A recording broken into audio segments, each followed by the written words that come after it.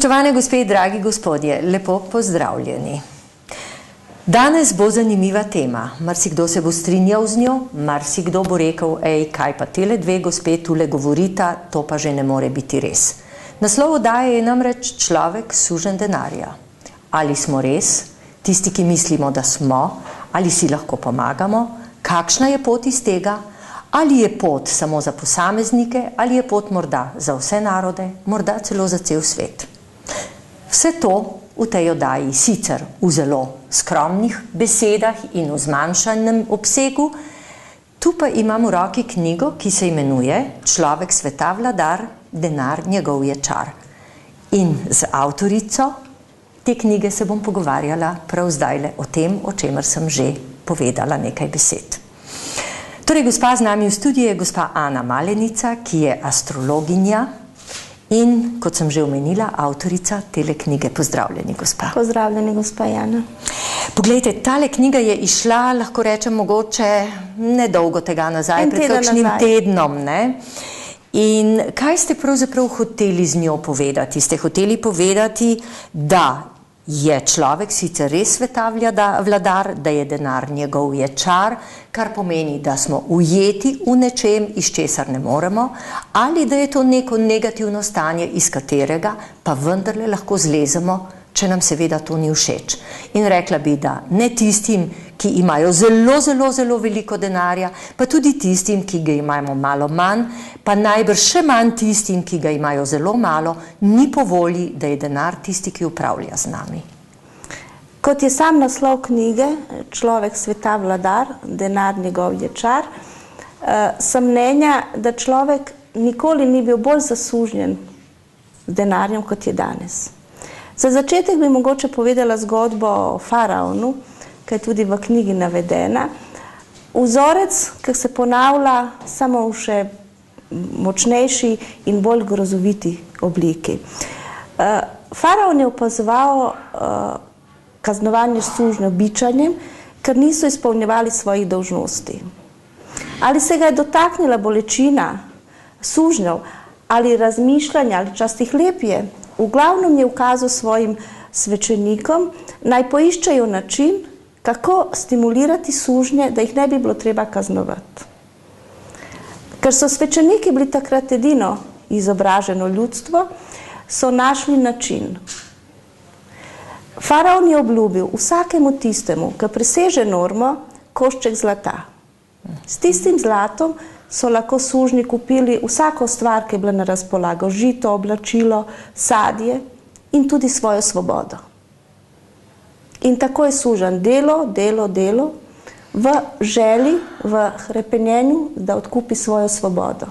In ko je končno zbral toliko zlata, da je lahko odkupil svojo svobodo, je že bil toliko star, da niti za faraona ni bil več uporaben. Faraon je dobil svoje zlato nazaj. Ali to ni zgodba današnjega človeka? Pravzaprav res, ja. Kakorkoli že. Kakorkoli je že, človek, denar je star toliko, koliko je star človek. Paralelno s človekom, z evolucijo človeka se je razvijal tudi denar. Jaz v svojih letih, pa jih nima malo, opažam, koliko je razlike med življenjem 40 let nazaj, 30 let nazaj, 20 let nazaj, še 10 let nazaj. In vsak dan bolj opažam, da so ljudje ujeti v objem ali v suženjstvo denarja. Marsikdo, kot ste na začetku rekla, človek sveta vladar, pravijo, da je planet izročen človeku, da vlada vsem živem, rastlinam, živalim, vodi, zraku. Pa vendarle človek ni vladar. Ne enega, ne drugega, ne tretjega. Človek je postal suženj svojega lastnega denarja. Velikokrat, ko govorimo o denarju, mislimo, ko enkrat imamo denar, smo svobodni. In da bo konec vseh težav. Šele takrat, ko ga pa imamo, vidimo, da smo sužnji. Davčnega sistema, izobraževalnega sistema, na koncu koncev še policajev, ki nas kaznujejo, če napačno prečkamo cesto, če prehitro vozimo in spet denar. Gospa, poglejte, vi kot astrologinja pripravljate osebne, torej natalne horoskope. Prav tako pa delate tudi svetovne, mundalne, jim rečete. In zanima me recimo, kakšno je gibanje planetov prav v letošnjem letu. Namreč, poglejte, toliko se govori o tem prelomnem letu 2012, o koncu majevskega koledarja. Nekateri se bojijo konca sveta, drugi pravijo, da bo šla Zemlja na nek način skozi posvečenje v neko vstajenje. Pravzaprav to je resnično nek prelomni čas. Kaj bi vi rekli, kaj pa planeti obljubljajo? Na to temo jaz že več kot 3 leta pišem. Gre za gibanje, za hitrost gibanja planetov skozi našo galaksijo. Sklicujem se na planet Uran, ki potuje 84 let čez 12 horoskopskih znakov. To pomeni, na vsake 84 let Uran pride v znamenje Ovna, prestopi znamenja Ribi v znamenje Ovna. 12.6.2010 leta je Uran prestopil v znamenje Ovna in še zdaj v znamenju Ovna. Ostal bo v tem položaju oziroma v tem znamenju do leta 2017. Uran je simbol za revolucijo. Vsakič, ko je Uran bival v znamenju Ovna, je prinesel neko revolucijo. Vendar so večinoma bile krvave revolucije. Jaz ne verjamem v zgodbe o koncu sveta, tudi ne verjamem, da so dali pravo repliko majevskega koledarja. Verjetno je interpretacija bila taka, kot je bila, da se ljudje ustrahujejo. Če je narod prestrašen, takrat je lažje z njim manipulirati. Torej, konca sveta ne bo. Ampak Uran v Ovnu bo prinesel duhovno revolucijo. Se pravi neko spremembo. Veliko spremembo. Uran v Ovnu bo prinesel novega človeka, bolj ozaveščenega človeka, ki ima v sebi, ki neguje plemenite lastnosti in ki se bo oprl sedanjemu sistemu, neki mutirani obliki kapitalizma, ki dobesedno dela človeka sužnjo. Pomeni, da bomo išli iz krize? Namreč, kaj je pravzaprav kriza po tej logiki? Pravite, neka oblika kapitalizma, ki je najbrž pripeljala v to krizo, ker se je ali izrodila ali pa pravzaprav na nek način nima več neke razvojne poti. Jaz ne bi hotela politizirati, vendar bi vseeno omenila, da denar kot denar, če nima zlate podlage, če je vreden toliko, kot je na njemu napisano, sigurno, da ima neko umazano ozadje. V kreiranju te svetovne politike sigurno, da so določene elite, ki so skrite nam malim ljudem, da smo del neke njihove scene, da postanejo še bogatejši, da nas zasužnjo, da z nami manipulirajo. In praktično smo mali ljudje na nek način ujeti, nemočni. Zaradi tega imamo vesolje. V vesolju ni politične scene, kot je na Zemlji. V vesolju ni lobiranja, v vesolju ni obresti, ni bančnega sistema, ni davčnega sistema, kot funkcionira na planetu Zemlja. Tako da majevski koledar je sigurno napovedal spremembe v duhovni zavesti ljudi. In hočemo, nočemo, vsi ljudje danes iščemo neko svojo vizijo življenja. Vsi iščemo, se skušamo pozicionirati od znotraj svojega lastnega ambienta. Vendar v tem trenutku najbolj pomemben je kolektivizem.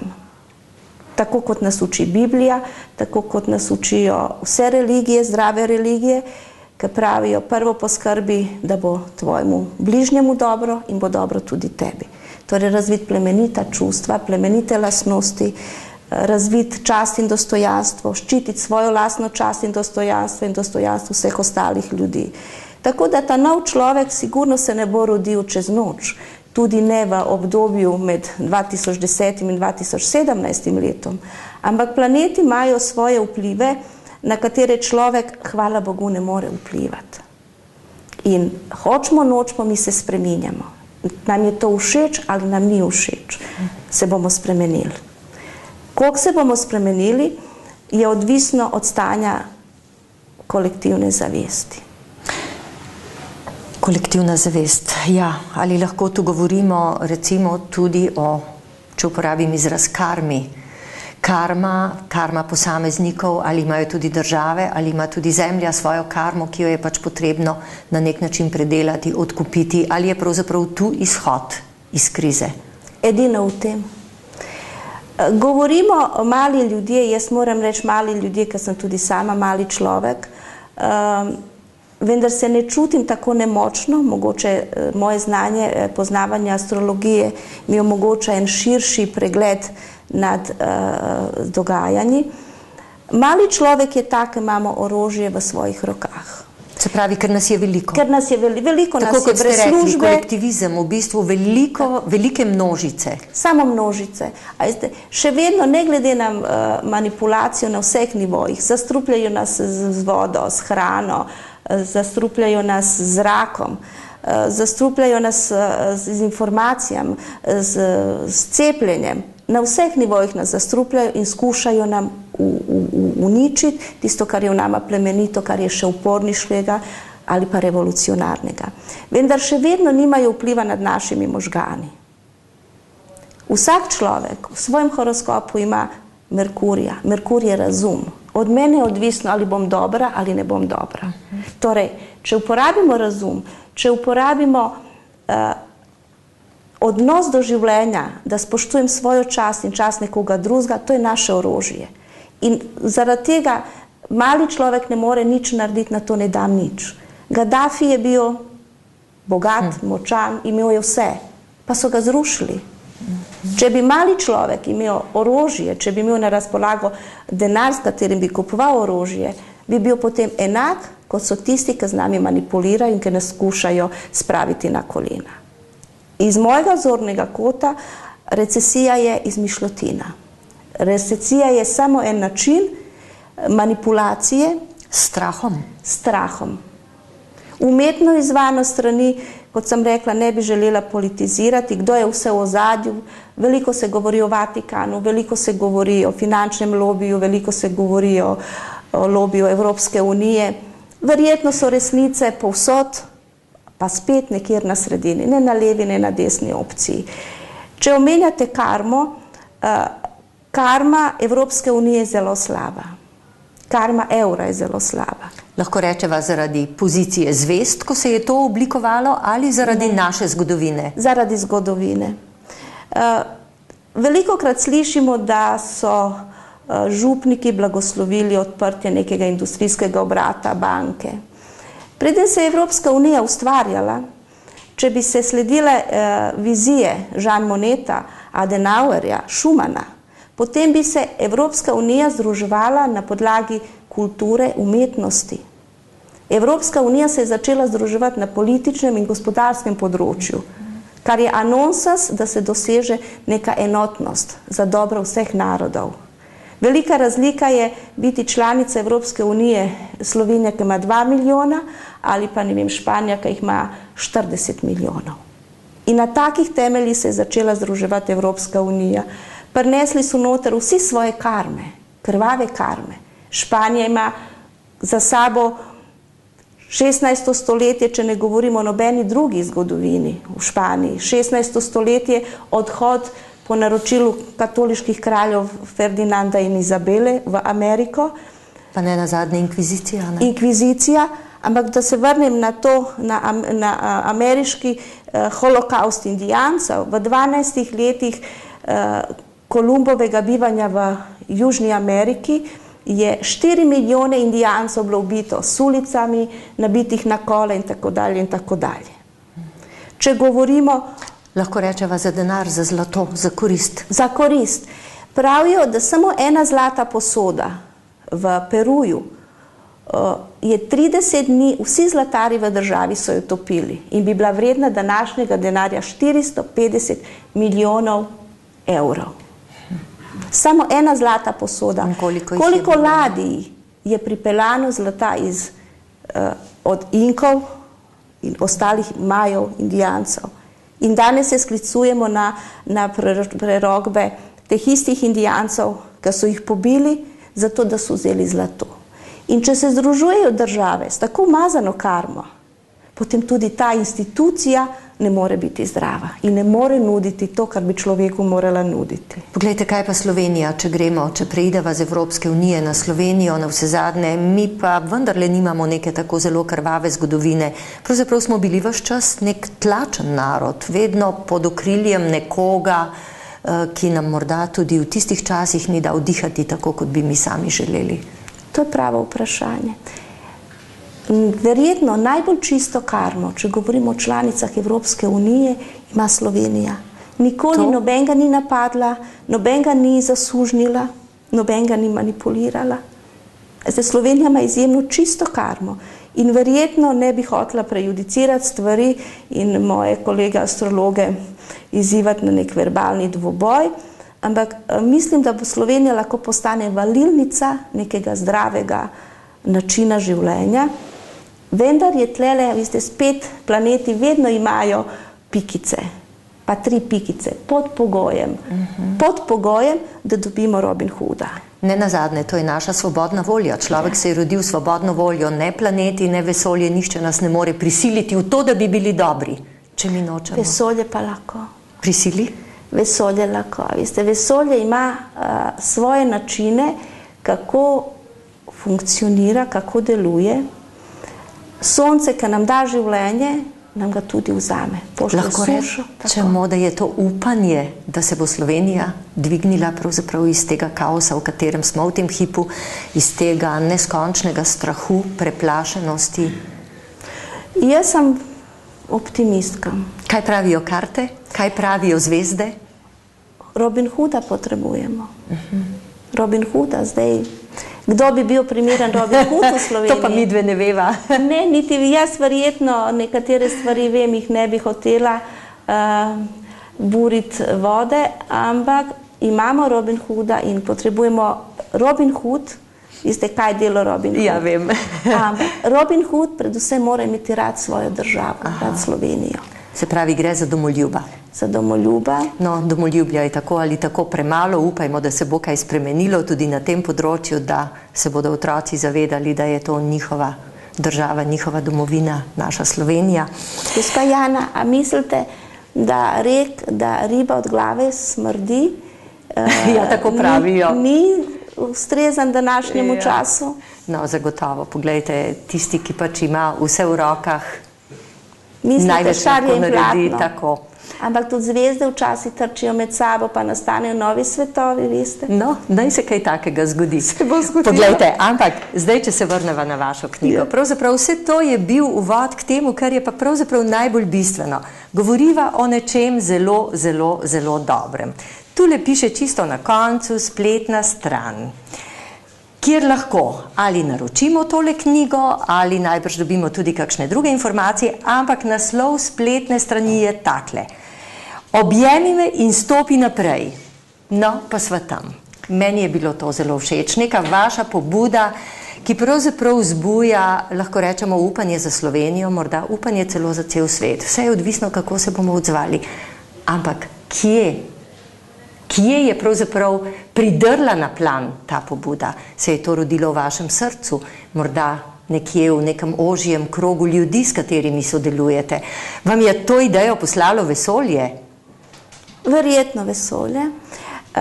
Projekt Objemi me in stopi naprej je nastal že leta 2010 v čast prehoda Urana iz ozvezdja Ribi v ozvezdje Ovna. Torej, duhovna revolucija. Kot sem že omenila, mali človek nima orožja, nima denarja, pa tudi če bi imel, to ni način, jaz sem pacifist. Ampak človeška misel, ki temelji vse kolektivne molitve, temeljijo na misli, na združevanju misli. Človek s svojo mislijo, če se jaz in vi poveževa, sva že 2. Če se povežemo še s fanti, tukaj nas je 5. Množica ljudi moli in ozdravi neozdravljivo bolnega človeka. Romarska mesta Fatima, Lourdes, Medžugorje, temelji na kolektivni molitvi. Če se več ljudi zbere v določenem momentu, združi svoje misli, je zmožni smo dvigati našo zavest na višjo raven, da pristopimo iz 3. v 4. dimenzijo. Če obrnete knjigo, pokažete Še zadnjo stran? Še zadnjo stran. Projekt Objeme smo izvedli že dvakrat. 2010. leta, 2011. leta in tudi letos 2012 v sklopu Luninega festivala. Jaz sodelujem z društvom APIS, ki se bori za zaščito človekovega dostojanstva in boljšo kvaliteto življenja, in to je naš prvi projekt. Združujemo se z Luninim festivalom zato, ker kot društvo nimamo denarja in za organizacijo takega projekta nam priskočijo na pomoč organizatorji Luninega festivala v Tivoliju. Prejšnjo soboto 9.6. nažalost je padel dež in smo preložili veliki objem na dan 6. septembra 2012. Ta knjiga je napisana v podporo projekta Objemi me in stopi naprej. Knjiga se zdaj že prevaja v angleščino. Knjiga je vabilo tudi ostalim narodom, s katerim smo že v navezi v ostalih državah, z raznimi društvi, da na dan 14. februarja 2013. leta izpeljemo velik objem, velik mednarodni objem. In sicer, kot sem rekla, pri meni je vse v znamenju astrologije, se navezujem na planet Nibiru, ki potuje skozi našo galaksijo enkrat v 3000 letih. 14. februarja 2013. leta Nibiru bo najbližji Zemlji. To je temen planet, 5-krat večji od Zemlje, to pomeni, da ima 5-krat večjo gravitacijo in če bi se preveč približil, potem bi to lahko povzročilo zamenjavo polov. Če bi se to zgodilo, se že govori, ne? O tem se govori, na to je bila tudi naveza te majevske prerokbe. Jaz sem prepričana, da se nas na dan 14. februarja bo objelo nekaj milijonov ljudi. Na planetu. Na planetu. In da bomo uspeli dvigati frekvenco Zemlje na višjo raven. Da ji ta planet ne bo mogel škoditi? Ne, ne bo. Nekdo je gor v vesolju, a veste, kaj ve, kaj je prav in kaj ni prav. Ampak verjetno bo treba vrniti. Se prebujamo? Kakšen je vaš občutek? Bo kritična masa dosežena? Bo. Bo. Samo bo pomenilo veliko sprememb.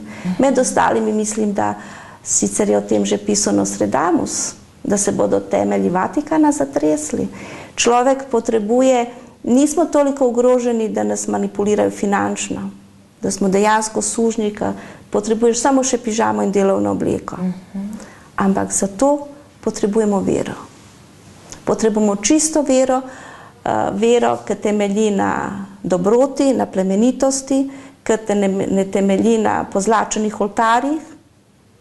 Ljudje potrebujemo... In zaprtih cerkvah. In zaprtih cerkvah, kot urnik v samopostrežbi, od 9 do 12, od 6 do 8. Boga potrebujemo vedno, 24 ur. In kako se počuti človek, ki pride in je cerkev zaklenjena? Božji hram ne sme biti zaklenjen. Niti en župnik ni brezposlen. Zanimivo. A veste, država poskrbi bolj za cerkev, kot pa za svoje državljane. Ampak pustimo to temo nekom drugem. Jaz bi želela poudariti, da človek potrebuje vero. Potrebuje dobre informacije, potrebuje vesele informacije. Ko sem bila jaz otrok, če drugih dobrih informacij ni bilo, so rekli, da so pripeljali smrekce na Pogačarjev trg ali so sindikatje jabolka z rihto. Ko se danes zbudim, pa poslušam samo te komercialne radio postaje, ker nimajo veliko programa govornega, ampak vseeno slišim samo slabe novice. Ja. Želim se prebuditi z dobro novico. Ampak na GEA-TV nimamo slabih novic. Ne, zato vas tudi gledam. Hvala. Zato ste tudi moja gostja. Ja, zato gledam. Z veseljem. Tako. In kad bi bilo več takih televizij, pa ne zato, ker sem vaša gostja, ampak zato, ker zato ste alternativa televizija, ne? Ja, poglejte, še nekaj minut imava časa. Kaj bi pravzaprav izpostavili v teh minutah? Mogoče povabilo, kako bo ta objem potekal, namreč tule je mala Slovenija, naša kokoška s srčkom na sredi in potem ljudje, v bistvu, ki se držijo za roke okrog in okrog. Imamo namen, da Slovenijo vzamemo v objem po vseh naših mejah. Okrog in okrog, da objamemo svoje Koliko ljudi državice. pa je potrebnih za to? Jaz mislim, da nas enih 500 000 ljudi bo zadosti. Se pravi vsak četrti? Tako nekako. In to je vabilo vsem, se bomo začeli združevati z vsemi majhnimi, velikimi mesti v Sloveniji, ekipa ljudi, ki bo v svojem okolju, nekdo bo poskrbel za svojo ulico, drug za svojo vas in mislim, da nam bo uspelo. Da bomo dvigali zavest ljudi, to je naša domovina. Domovina je kot mati. Ne moreš imeti rad svoj dom, če nimaš rad svoje domovine. Tvoja domovina ni samo tvoje stanovanje, tvoja hiša ali pa tvoje dvorišče. Ja, in tisti zamrežen vrt po možnosti. Domovina, to smo mi vsi. In prvo je treba objeti svojo domovino, naučiti se prvo objeti samega sebe, objeti domovino in tako se bomo dvigali. Poglejte, ali potrebujete kakšne pomočnike, prostovoljce? Absolutno. Mogoče je to zdajle priložnost, da to je jih vabilo. povabite. To je apel ljudem. Povabite. Tako, na spletni strani so kontaktne številke, že veliko mladih ljudi, kar me zelo veseli, mladih ljudi se javlja in mislim, da bomo v teh parih mesecih do 14. februarja, da bomo resnično naredili čudež. Povezujemo se z ostalimi državami in da 14. februarja ob 12. po evropskem času, da izpeljemo tak velik objem. To je sporočilo tistim, ki mislijo, da so nas že popipsali, zasužnili, da smo še po koncu, da imamo še zdrave možgane. Vse nam lahko vzamejo, ampak možgane nam ne morijo. In dobre volje. In dobre volje. In dobrote. In ljubezni. Plemenitosti in spoštovanja človekovega dostojanstva. To nam nihče ne sme vzeti. Če preberete, kaj je na prvi strani napisano o dostojanstvu, bi bilo primerno, mogoče za zaključek oddaje. Človek ob svojem rojstvu ne prinese ničesar razen svojega dostojanstva. Vsak od nas je dolžan spoštovati dostojanstvo drugega človeka, tako kot smo dolžni spoštovati in čuvati lastnega. Spoštujmo vse ljudi, tako kot si želimo, da oni nas spoštujejo. Naj to postane naša molitev, naša himna in naša luč v temi. To je naravna potreba vsakega človeka, ki obogati življenje. Napisala pa je Cora Lasson v Biserih modrosti. Hvala lepa, draga gospa Ana, za tole zadnjo prelepo misel. Še to bi povedala. Cora Lasson je izpeljanka od El Corazon. Bisere modrosti sem jaz napisala pred 12-13 leti in velikokrat pišem pod psevdonimom. To se pravi, to je vaša misel. Hvala lepa, enako kot prej, čestitam in seveda še naprej delujte, pa brez psevdonimom, draga gospa Ana, saj vas poznamo, saj vas imamo radi in ne nazadnje, prav je, da vas poznamo, da vemo, kdo spodbuja k dobremu, tudi v tej naši mali domovini. Hvala lepa, da ste me povabili in upam, da bo to oddajo videlo veliko število ljudi in da se bodo odzvali. Skupaj smo močnejši, močnejši od vsega orožja, od vsega denarja. Verjamem. Naj nam uspe. Hvala lepa. Nasvidenje.